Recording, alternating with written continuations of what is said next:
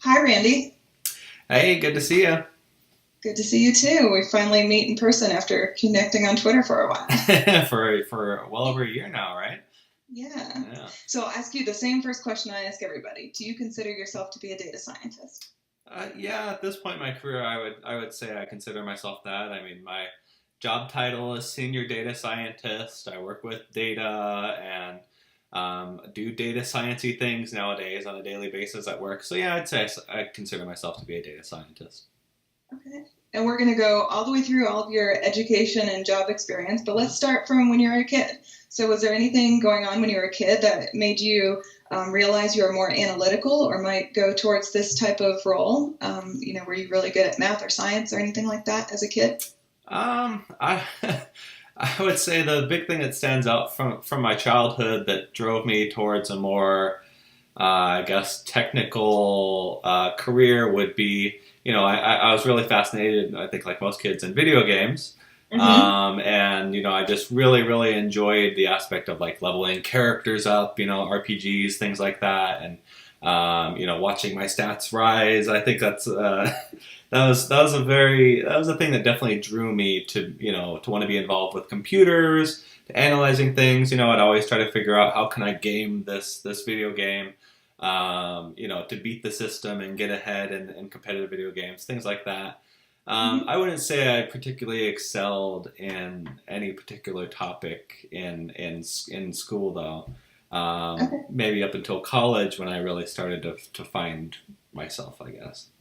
Okay. And before college, did you take any advanced computer science or math kind of courses, anything like that? Yeah, I did take an AP computer science class, just because I knew I wanted to do something with computers. But that was basically just programming Visual Basic. I remember I wrote one of the worst programs I've ever written in my life in that class that was like converting dates or something like that. And I had this huge script of so many if statements. It was disgusting, but yeah, that was my first programming experience there. So yeah, I definitely knew that I was heading towards a more computer oriented role. Mm-hmm. At that point, I didn't really know data science existed at that point though. Right. And did you go into computer science in college then? Yeah, I did. It's actually kind of funny. I fell into computer science though, Hmm. because the original major I wanted to go for was something like computer and information technology or something like that. Like that sounded way more up my alley. But my advisor said, oh no, that's too not simplistic of a topic or something like that for you. They looked at my grades and they're like, no, you should definitely go for computer science, which turned out to be a really good thing, because I was head. If I went down that major, I would have gone more IT. Whereas, Mm-hmm. computer science, I learned to program and all these other really advanced computer science topics. Okay. Do you have any particular memories from undergrad of things that really kind of solidified in your mind that you were on the right track for you? I would say the many countless nights spent programming and genuinely enjoying it. That up until that point, the other thing that had really kept me up like late at night and enjoying it was video games. Mm-hmm. So it was a good sign when I was shutting off my video games to instead spend the night programming. It was really fun trying to figure out all these practice problems and challenges that they would give in the computer science classes.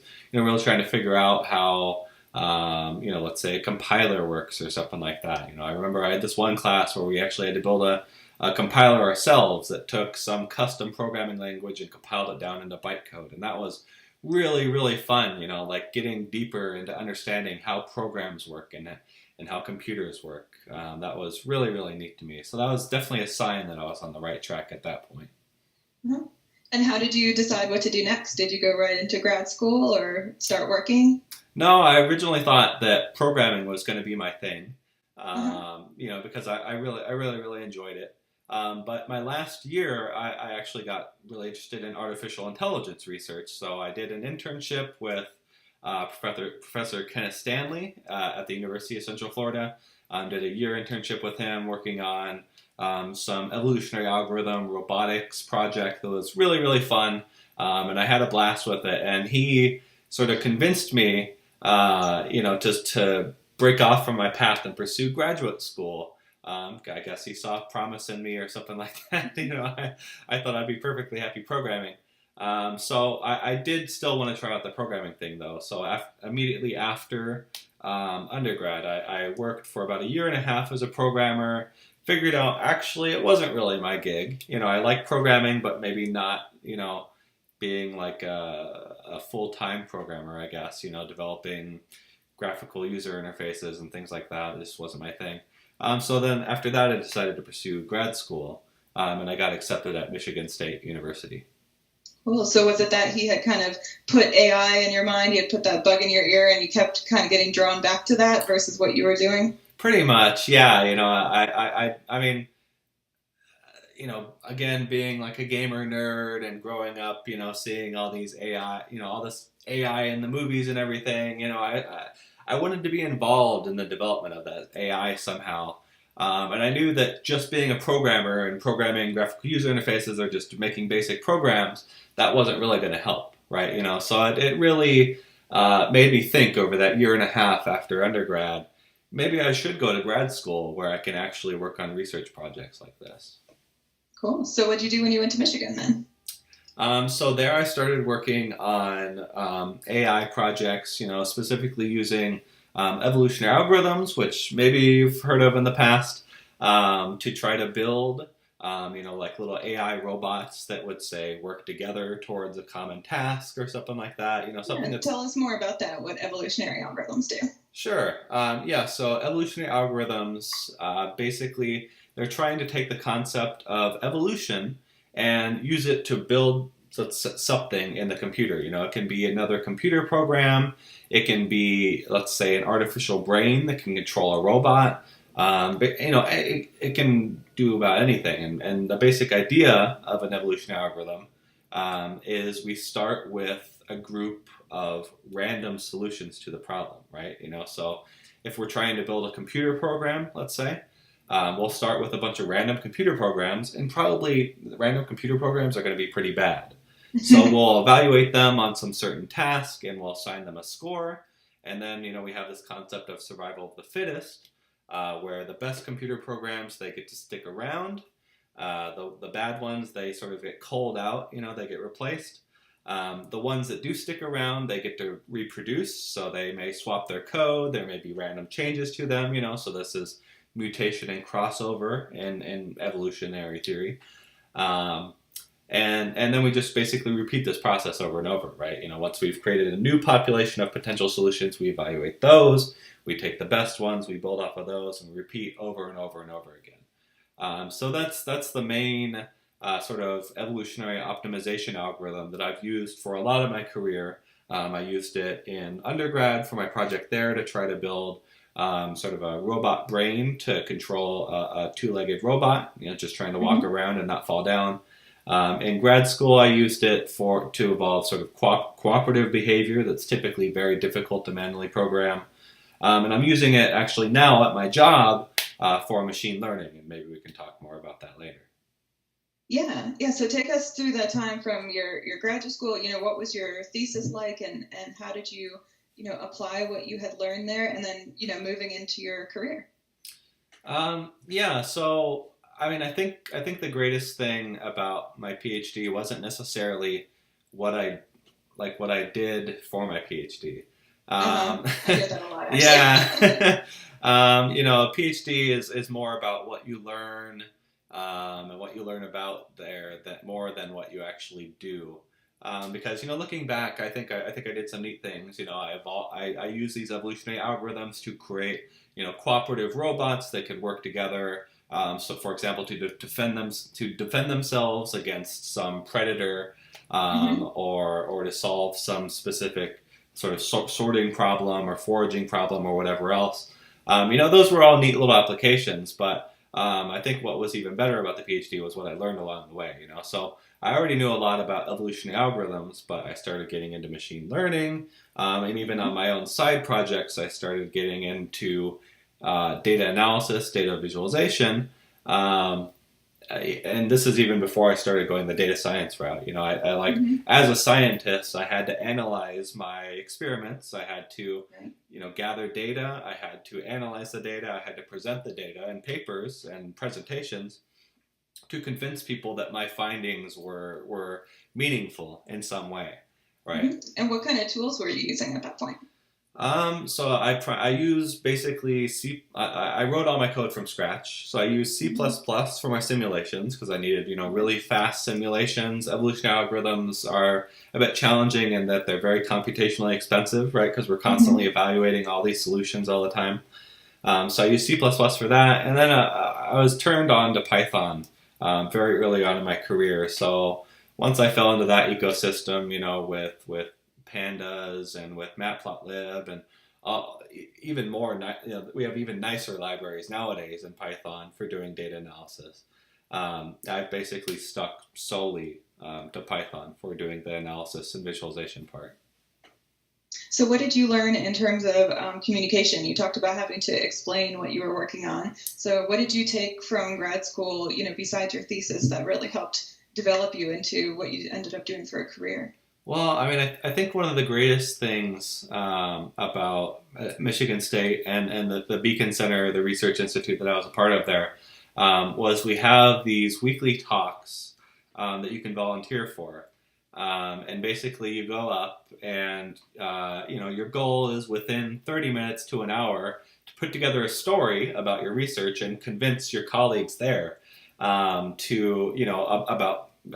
whatever you're trying, whatever you're talking about. For me, it was I was trying to study, behavioral phenomena in nature using computer models. So I had to convince them that my computer models were valid and that they were showing something meaningful about, actual animals in the wild. And the greatest thing about that was that I had all my colleagues there. Many of them were not afraid to give good feedback. Like at a lot of presentations, people just go, that talk sucked. Let's move on. So basically, I was trained. I had a trial through fire there. I gave several talks at these meetings, and was constantly given feedback on, how to present things, how to, not only on the slides, but actually how to talk about these things. And you sort of see the shortcomings in your talk, and that really, really helped prepare me to try to communicate to an even broader audience, right? Because there I was communicating with a group of people that maybe they're not doing exactly what I'm doing, but we're all studying evolution. We're all interested in the same things. We all mostly agree. So at Michigan State, is this something that they offered to the graduate students in particular?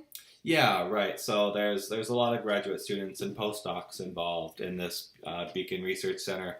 Although really it's anyone, professors, whoever wants to be involved in this program. Okay. And were you in classes or in in this program with Sebastian Rashka? Yeah, I was. Okay. I'm trying to think. Oh man, I'd have to check this out. I don't think Sebastian and I were actually ever in a class together. He came a little, like a couple years after me, so I was mostly done with classes. But I mean, we definitely, nerded out a lot together. We still nerd. He visited recently here in Philadelphia, so we still nerd out a lot together. Whenever and for we people can. that haven't yet heard that episode, Sebastian Rashka was interviewed on this podcast in an earlier episode, so I'll link to that in the show notes. So, where did you go from there, from grad school and these?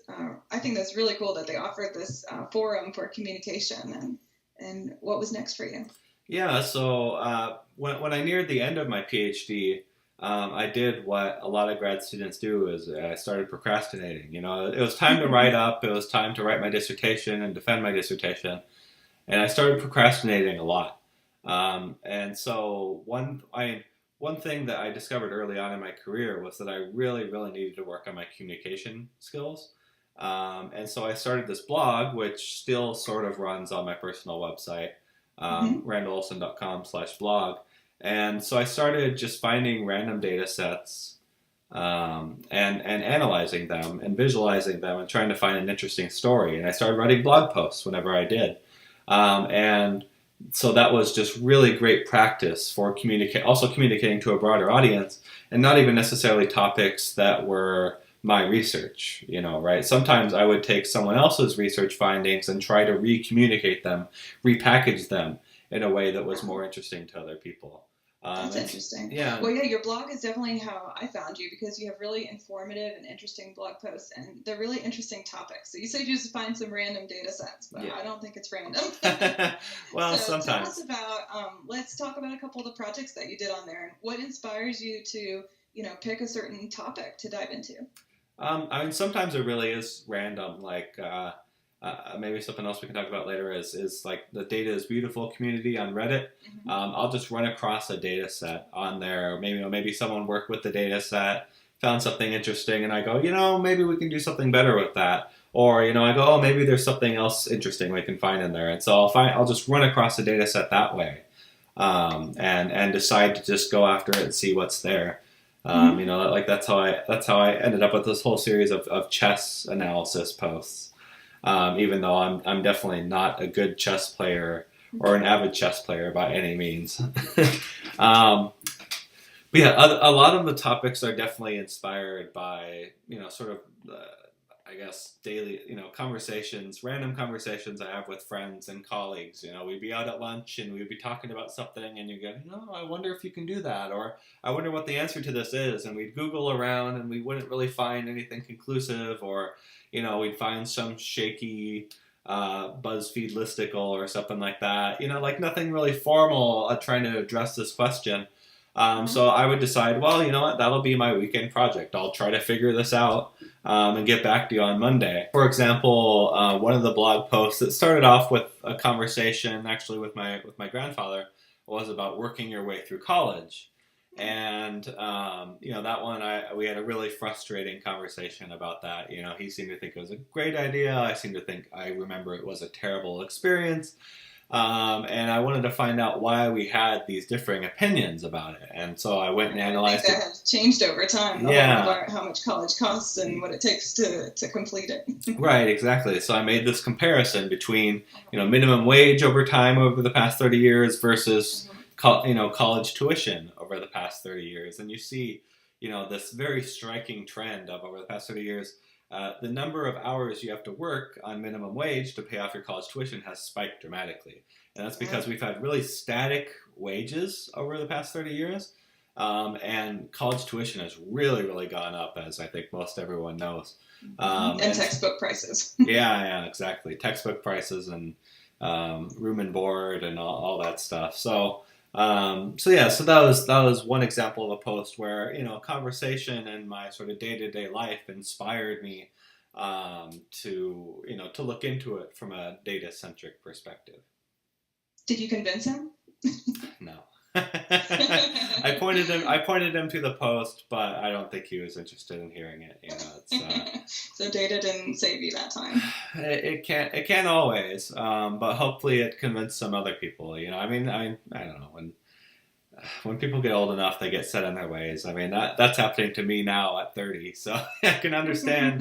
When you're 80 or 90, you don't want to hear it from a youngin.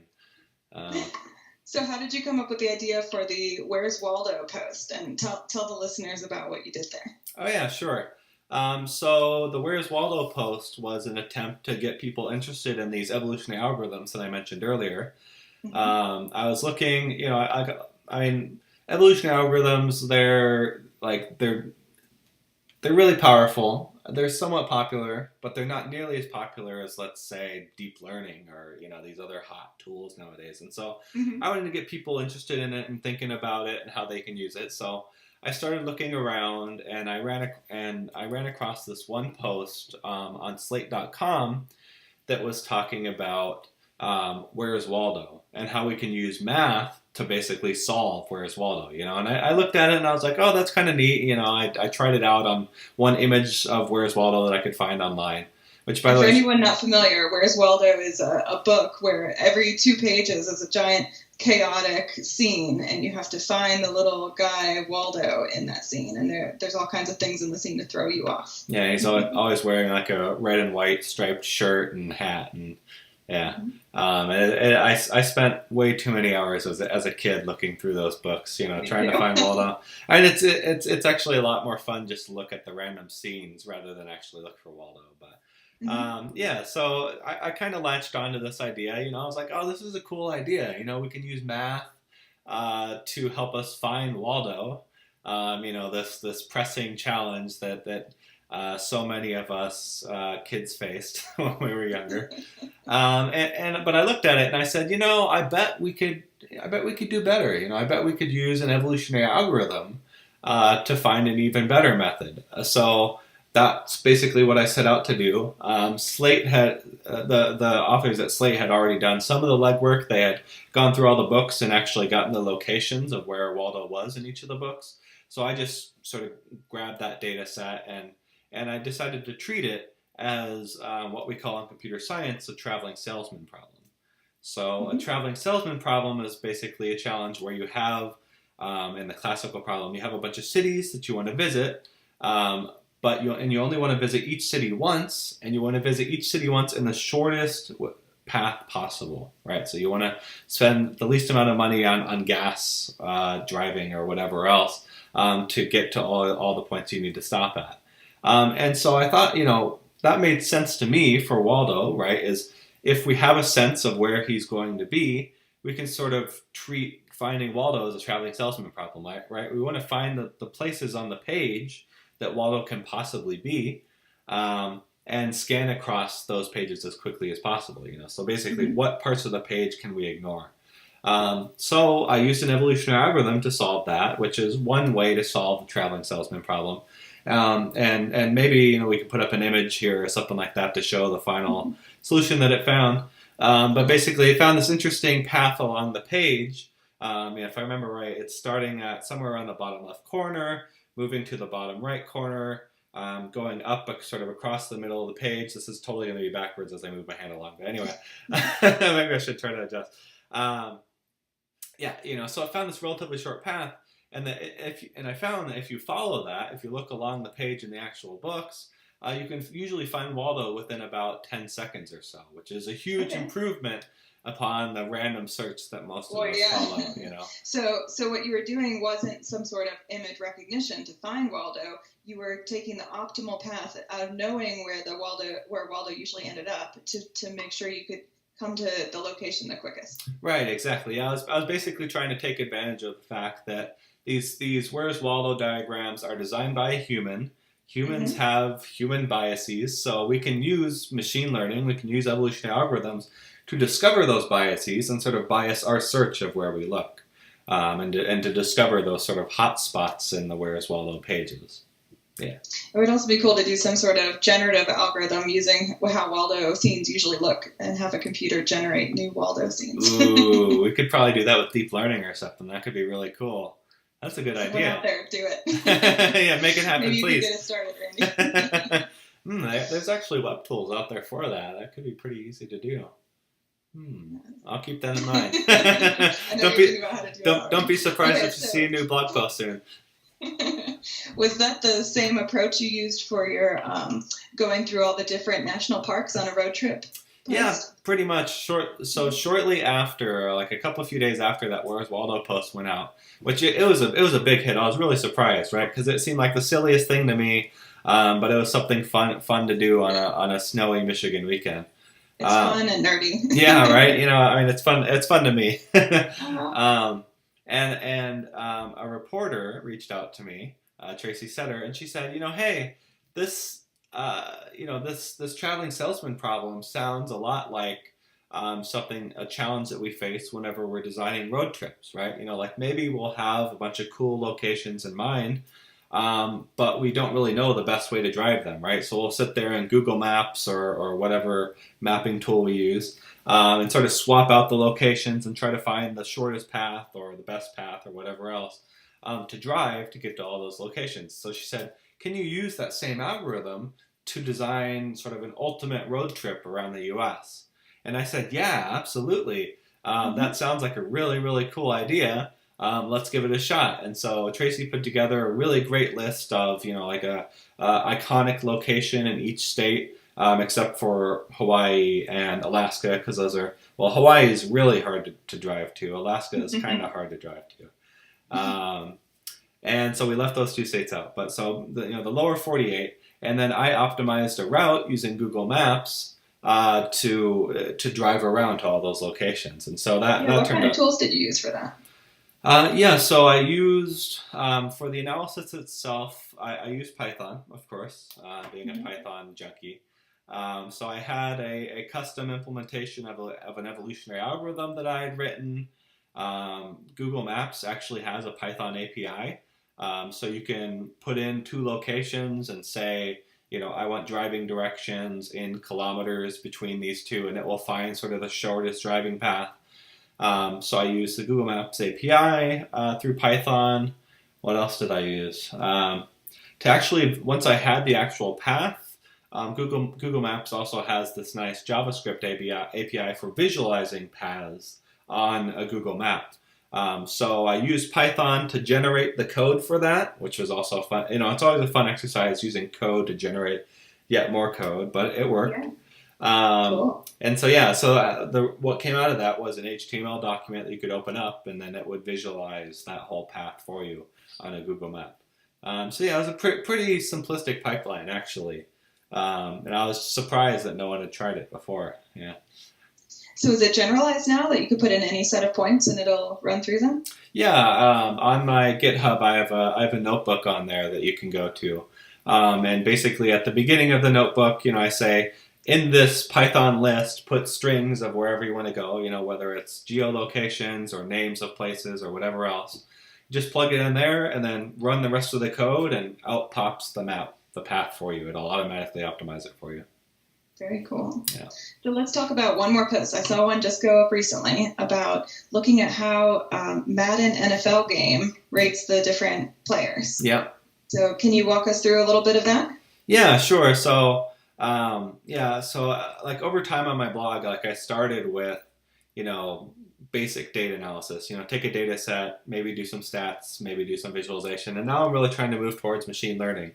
Like we saw with the road trip optimization stuff, and this Madden one is actually trying to do pure machine learning. So basically, I've really gotten into playing the Madden NFL game lately, especially the franchise mode where you build a team and you play through the games with them, and then you're constantly trying to get to the Super Bowl to build a better team, yada yada, try to compete with teams like juggernauts like the Patriots and stuff like that.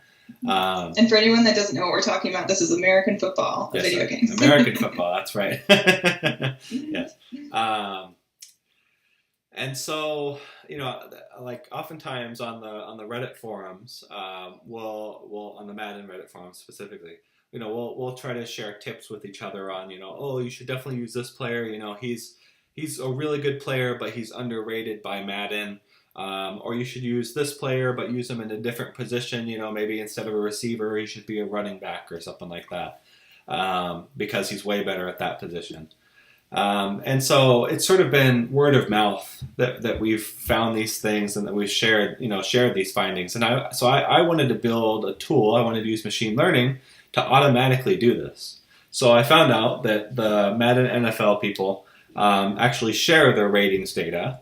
And so I wanted to start out by learning how do they actually calculate those ratings based off of these people's skills. And so the Madden folks have gone way out of their way to assign a numerical representation of every NFL player's skills, whether it's their throwing power or their running ability, their catching ability, and yada yada yada, their tendency to get injured even, all kinds of crazy things. And so I wanted to see if I could use machine learning to discover the underlying sort of hidden equations to that, So you're using the results that they make public and trying to extrapolate how they came up with those. Yeah, exactly. Which that on itself is kind of interesting, because, it found some things that we all kind of knew, that the awareness skill plays a big factor. For quarterback, throwing ability is really important, things like that. But what's particularly interesting to me is what's actually going to be coming out soon as I get off my butt and write the post up, is I use that model to then find sort of these hidden gem players, players that are underrated by Madden, but actually will play well above their ability in the game. So you're doing Moneyball for Madden NFL. Basically, yeah. And along those lines, like what players are better at another position? Some players like they just get put in the tight end position or something like that, and they're really terrible there, but they would be a better running back or wide receiver. And so I'm going to be, compiling a list and publishing a list of these players to switch out, and basically trying to moneyball it. Yeah. And I think this is a really promising project because we can slowly build this up. To help people Madden is a really competitive online football scene. So it can help people who maybe don't want to spend $500 on building a football team. They can put together a cheap team that will play really well. So that really will be like moneyballing it then. Yeah.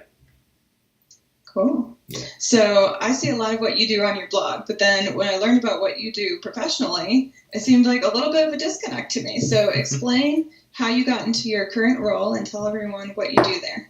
Sure.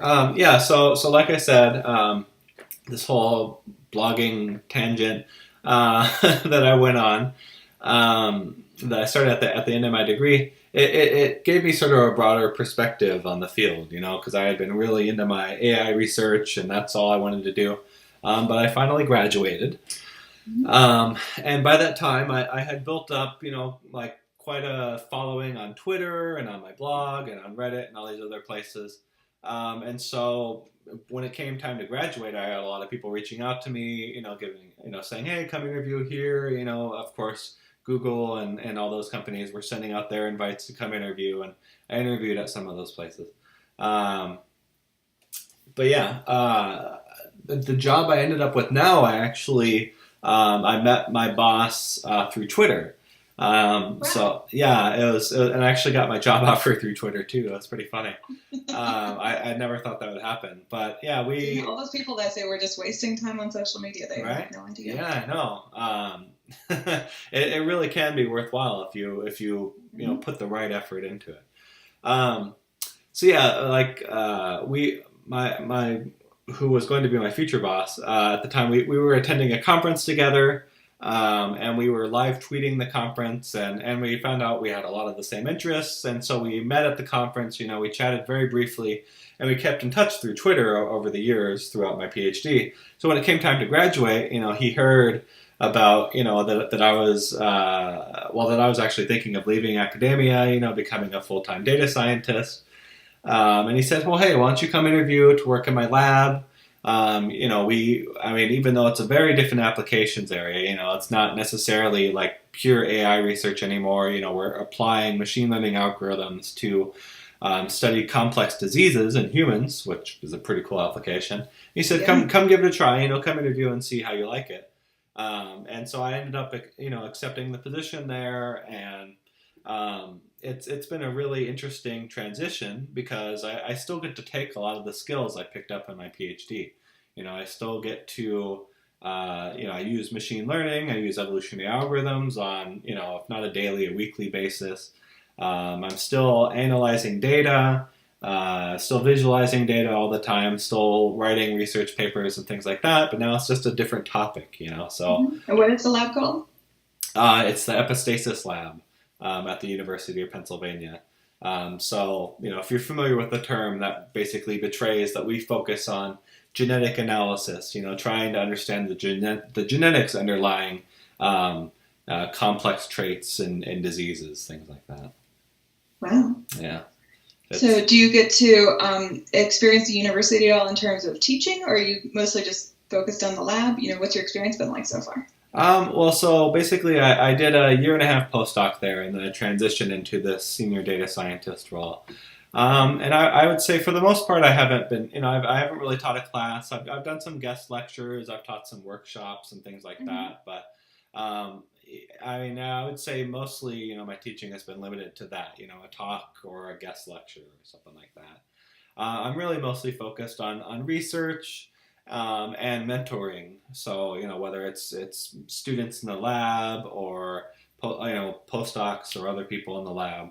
That's mostly been my teaching experience there. We have a lot of people coming in that have a really extensive background in biology, whether it's genetics or epidemiology or something like that, but maybe they don't have that deep expertise in machine learning or programming or whatever else. And so that's basically what I'm there for now is to help train them on that and help bring them up to speed on the latest practices in machine learning and programming and all that good stuff. And what has that been like, partnering with people that aren't other data scientists? Oh, it's great. Even though we don't naturally talk the same language, and that's one of the biggest things I learned in my PhD. I tried to collaborate I did collaborate with biologists, and the biggest thing you have to do is you have to learn that new language, Right. The domain expertise. Yeah, the domain expertise and how to use their jargon. And it was a bit confusing coming into genetics and epidemiology because they definitely use statistics, they use some machine learning, but they also sort of have their own unique language that conflicts with like machine learning people, So Interesting. Yeah, so we have many different words for the same thing, we have. Gosh, I think 6 or so different terms for the idea of a feature or a variable or whatever you want to call it. There's so many different ways we call that term. I don't know why we don't just agree on one. But anyway, so I had to learn that terminology, and I'm still learning that terminology. But otherwise, it's been a really nice transition. It's especially nice, sort of breaking out of the box of like the core methods development and really trying to apply those methods to real problems. That's been a really nice experience, although it's also a huge challenge, because when we do methods development, we often work with well-known problems or simulated data sets, and now we're working with the real world, the like real complex diseases, data from real people, and my goodness, that's a unique challenge right there. Yeah, it's a lot of pressure, right? Yeah, and a lot of data cleaning. Yeah. Well, when you're in your mentoring role, what do you find are the biggest challenges that the students have, or where do you feel the need to guide them the most?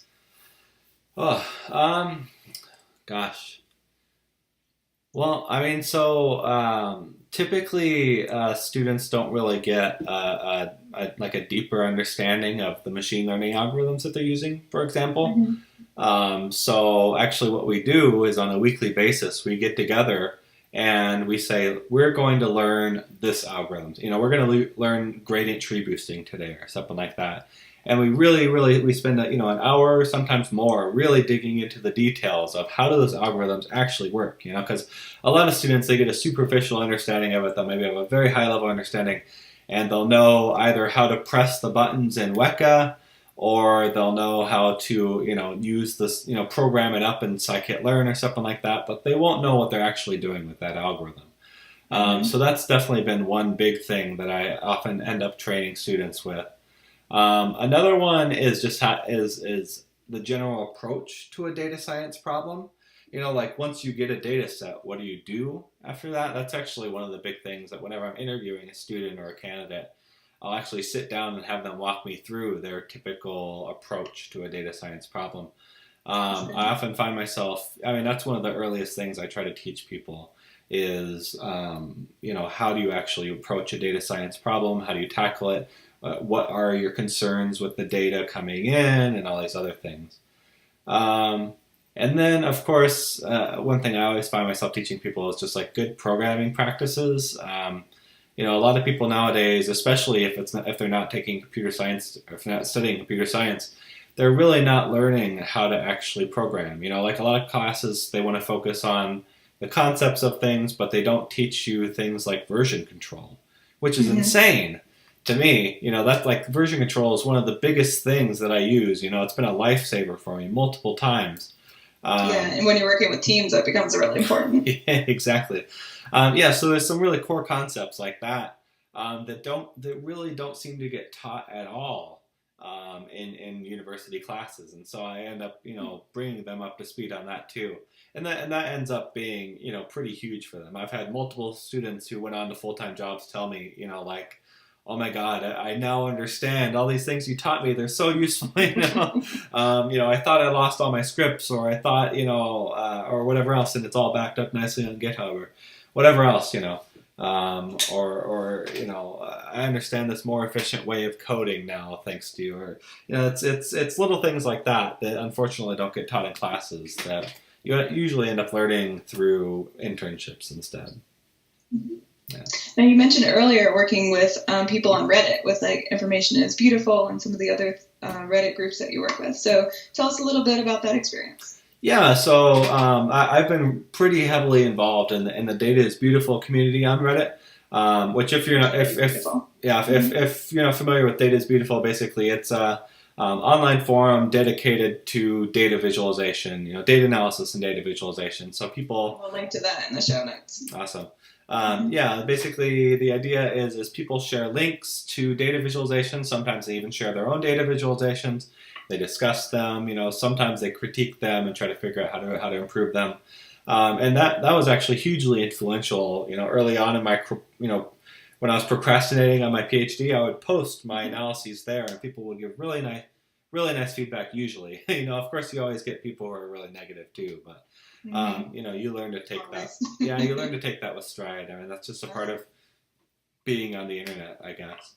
But yeah, I found that to be tremendously useful to have a community that was interested in data analysis and data visualization, that was interested in what I was doing and wanted to give feedback. And so that's something that I always recommend to people as well, is to work on these little pet projects and share them, get feedback. You'll be amazed at sometimes you'll get really useful, constructive feedback from that. And that's one thing that we're trying to do with the Data Science Learning Club, too, is just have a lot of different people go through a similar process and see what comes out and then get feedback and explain what you did. So, yeah, that's it's a very great important. idea. Yeah. All right. Well, thanks so much for talking with us today, Randy. Yeah, I was glad to be here. Glad to chat with you. And tell us how we can find you online. You can find me at multiple places. You can find me on my website, randalolson.com. Just be careful if you Google Randal Olson, because there is another Randy Olson out there who's a filmmaker. That's not me. I'm also not that old. Not yet. Oh gosh, I hope he doesn't watch this now. Anyway, you can find me on Twitter. I'm at Randal_Olson there. On GitHub. I'm not going to spell that one out. I have a weird name on there, but maybe we can link to it. On LinkedIn, Facebook, all that good stuff. So there's plenty of places to reach out to me if you're interested in anything. You're everywhere. Yeah, I try to be. And people can also support you on Patreon. Yes, of course. Yeah, I have a nice little tip bucket there if you're interested in supporting me. Well, your blog is really cool, and I've learned a lot from it, and I'm sure people will learn a lot by following all your links and finding you online. So Awesome. I encourage people to do that. Yeah. All right. Thanks, Randy. Thanks. Bye. Bye-bye.